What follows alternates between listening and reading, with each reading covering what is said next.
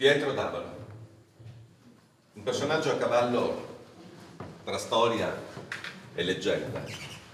È tanto intricata la leggenda quanto è complessa la sua storia. Un personaggio avvolto nel mistero, al quale ha contribuito anche molto, hanno contribuito i molti testi che nei secoli gli sono stati attribuiti, testi che l'hanno fatto diventare molto spesso una figura legata alla magia, alla negromanzia. Ma Pietro d'Abano fu soprattutto uno scienziato, un filosofo, un astrologo, sicuramente un rappresentante importante dell'intelligenza patavina di quell'epoca, ma anche molto conosciuto a livello popolare, e questo per la sua attività di medico e di guaritore, che lo portò spesso a utilizzare anche le terme proprio di Abano. Ma vediamo più da vicino chi fu Pietro d'Abano.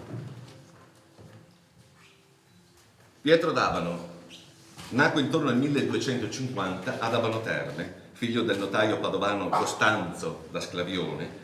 Dopo aver studiato medicina a Padova, soggiornò a lungo a Costantinopoli, probabilmente tra il 1270 e il 1290.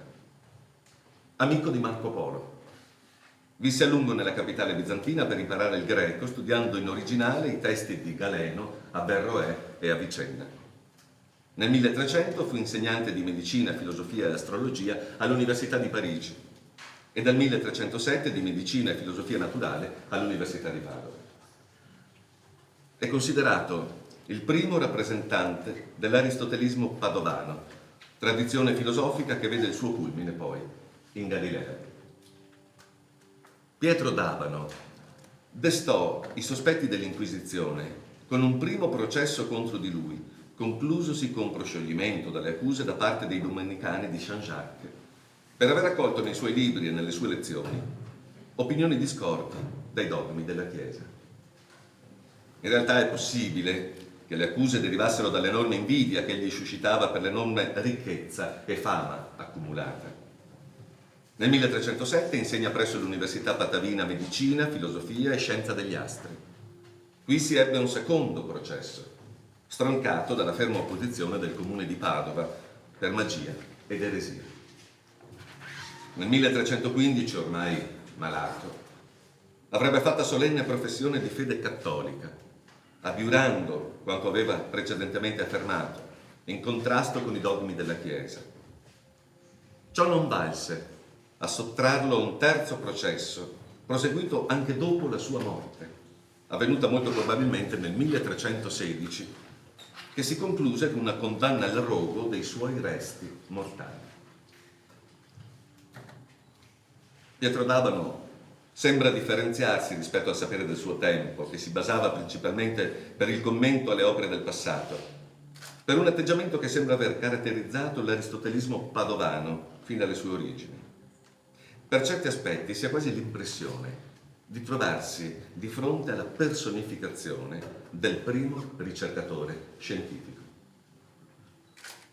I numerosi codici incunabili e cinquecentine attestano che le opere di Pietro d'Abano ebbero vasta diffusione sino a tutto il XVII secolo. L'opera più importante di Pietro d'Abano è il Conciliator Differentiarum Philosophorum et Precipue Medicorum, nel quale egli raccoglie e confronta le opinioni discordi dei filosofi e dei medici su importanti argomenti della scienza della natura con lo scopo di conciliarli. C'è poi il De Venenis Eurumque Remedis, breve opera che tratta della potenza dei veleni e degli antidoti da usarsi. Probabilmente Pietro d'Abano ispirò anche Giotto e il suo complesso pittorico che ornava il palazzo della Ragione di Padova, andato perso in un incendio rifatto dopo il 1420 da alcuni pittori minori. La rappresentazione di Pietro d'Abano fra magia e scienza risente molto del momento in cui se ne delineano i tratti. Pietro d'Abano, filosofo e medico, aperto all'innovazione del suo tempo, fu un sicuro esponente di primo piano della medicina aristotelico-galenica.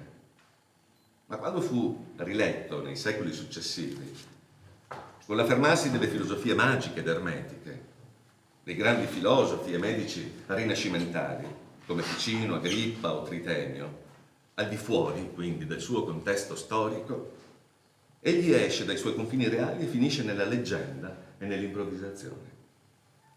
Verso la fine del secolo XVI, con l'affermarsi della medicina sperimentale, comincia a scemare la fama di Pietro come scienziato e prende sopravvento quella di mago e negromante, che fiorirà nell'Ottocento con la composizione di ben 3 opere liriche, una commedia e un romanzo. Il mistero della sua morte, i suoi resti scomparsi, hanno contribuito molto ad alimentare la sua leggenda, amato, esecrato, celebrato, condannato. Più ci si allontana nei secoli dal tempo in cui visse e operò, e più la sua figura si dilata e si perde nei fumi delle evocazioni magiche.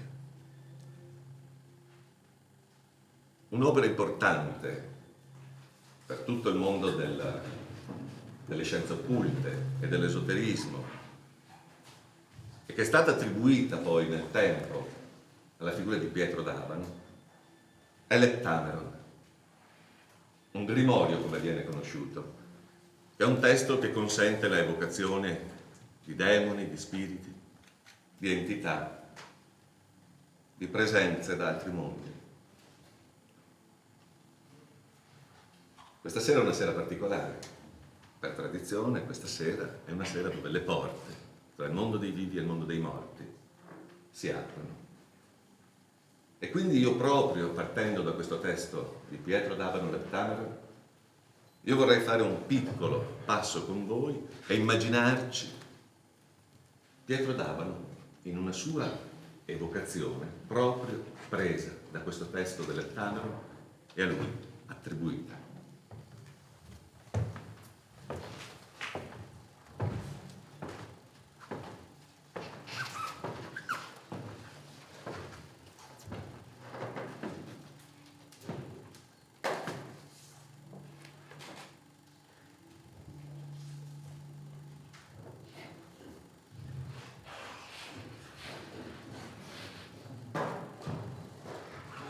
Fatti all'immagine del Deo, dotati potenze Dei, et eius fatti voluntate, per potentissimum, et corroboratum nomen Dei, el, forte,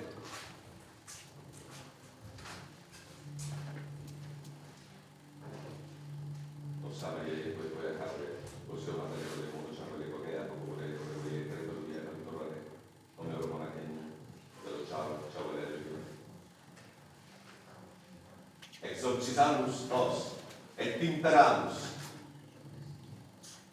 et factum est, et omnia nomina Dei.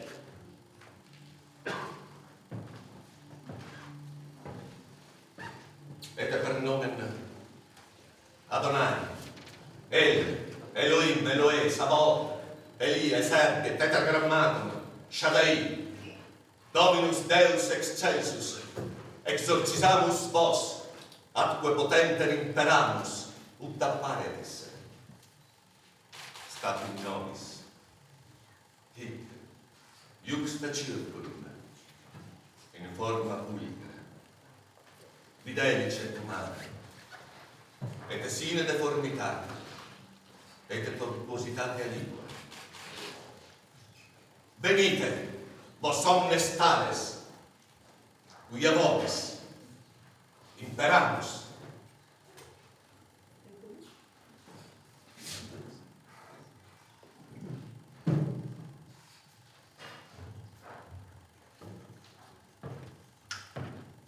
Eccellenze, Castello di Lispide, signore e signori, si dia inizio alle danze.